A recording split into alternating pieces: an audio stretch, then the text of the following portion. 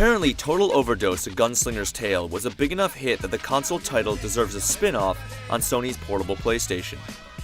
Con Carnage is a third-person shooter in the vein of Max Payne that's long on humor and short on length. But then, doesn't your girlfriend always tell you that size isn't everything? Gas, puto! It was just another day in Mexico.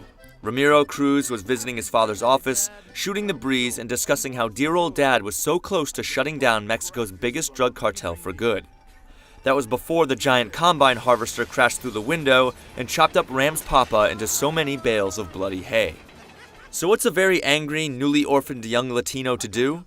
Take on the cartel in a one-man bullet fest, making sure to do it with style. The story in Con Carnage is good for a lot of laughs, as long as you're not easily offended. The cheesy Mexican stereotypes run thicker than chunky salsa throughout the game. You even have to blow the sombreros off of your enemies' heads. But if you take it all as tongue-in-cheek, as the developers obviously do, you'll catch yourself chortling more than a few times. It's just too bad that the story mode is so short. I got a bomb in the back.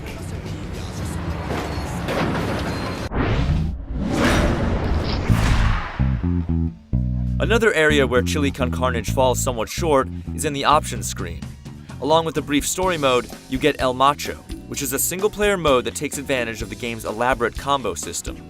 Both game modes play pretty much identically, with the focus being on different areas of the gameplay. Hangman is a single-system multiplayer game, where you pass the PSP around and try to score more points than the last guy through a particular level. Whoever ends the round with the least amount of points loses, and gets a piece of the Hangman's gallows. Complete the Hangman, and you lose. Finally, there's the network multiplayer mode Fiesta. Here you're trying to disrupt your enemies and their combos using power-ups and good old-fashioned aggression. Unfortunately, it's only available to play over a wireless network and not over the net. While the play options are pretty sparse, it is nice that the game comes with a single-system multiplayer mode. That's not something you normally see in a portable shooter.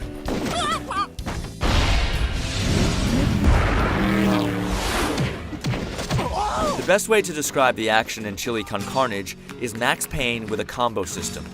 As you roam around each level looking for enemies and anything that looks even remotely explosive, you've got incentive to kill things quickly, as it builds your combo meter. The higher your combo at the end of a level, the better bonus you get. Con Carnage plays fairly well considering the system's controller limitations. The single analog stick movement, combined with a decent targeting system, means you won't spend a lot of time wrestling with the camera, something most action games on the PSP suffer from. Even something simple like climbing over small obstacles is handled well, as Ram will perform most basic actions simply by running into something.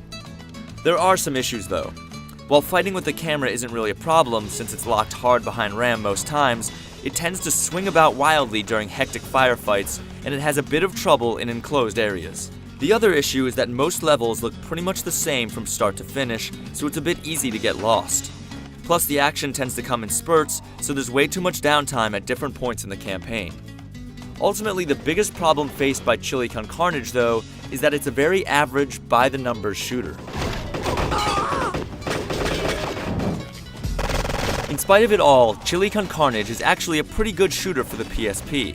The ridiculous stereotypes, somewhat offensive writing, and ho-hum gameplay all manage to come together to be something worth playing. But contrary to what your significant other might say, size does matter, and Con Carnage definitely comes up limp in this department. Say hello to my killer chicken!